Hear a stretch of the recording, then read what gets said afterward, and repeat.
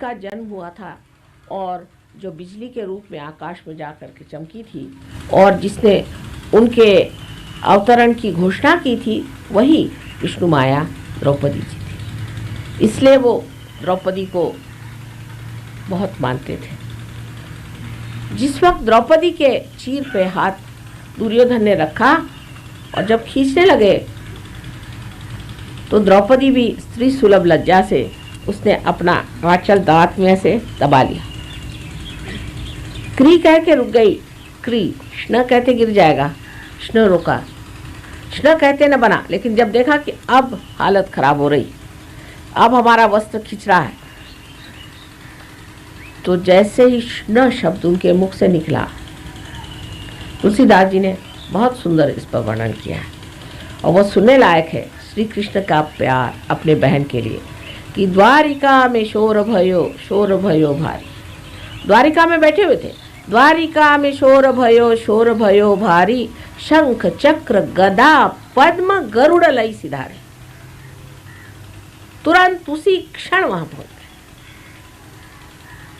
अपने बहन की लाज रखने के। अब इन महाशय से पूछे कि अगर उनको स्त्री लज्जा का विचार न होता तो अपनी बहन की लाज रखने के लिए वो वहाँ से दौड़ करके यहाँ क्यों आते। 5 साल में बाल लीला में जो कार्य किया, वही जब यौवनावस्था में राजा जैसे बैठे हुए थे, अपनी स्त्री की लज्जा रक्षण के लिए, अपनी बहन की लज्जा रक्षण के लिए वो वहाँ से क्यों दौड़े चले। इसमें कॉन्ट्रास्ट नहीं है, इसमें विरोधाभास नहीं है, ये एक ही चरित्र के अनेक गुण हैं।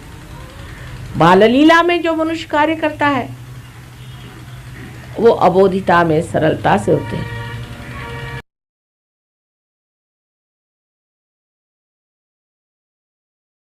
जो चीज श्री गणेश की है उसमें सबसे पहली चीज है कि मनुष्य को अपना चित्त स्वच्छ कर लेना चाहिए। चित्त स्वच्छ करने का तरीका, ये चित्त कहाँ है आपका?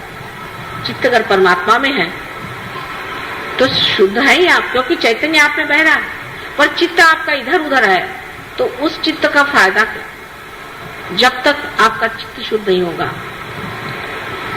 तब तक आप ज्ञान को प्राप्ति ही नहीं कर सकते, क्योंकि चित्त में ही आपका सारा चैतन्य बह रहा है। चित्त से ही आप जानते हैं। जिसका शुद्ध चित्त होता है सिर्फ विचार मात्र से कार्य हो सकता है, ध्यान देने से ही कार्य हो सकता है, और कभी कभी उसकी भी जरूरत नहीं पड़ती।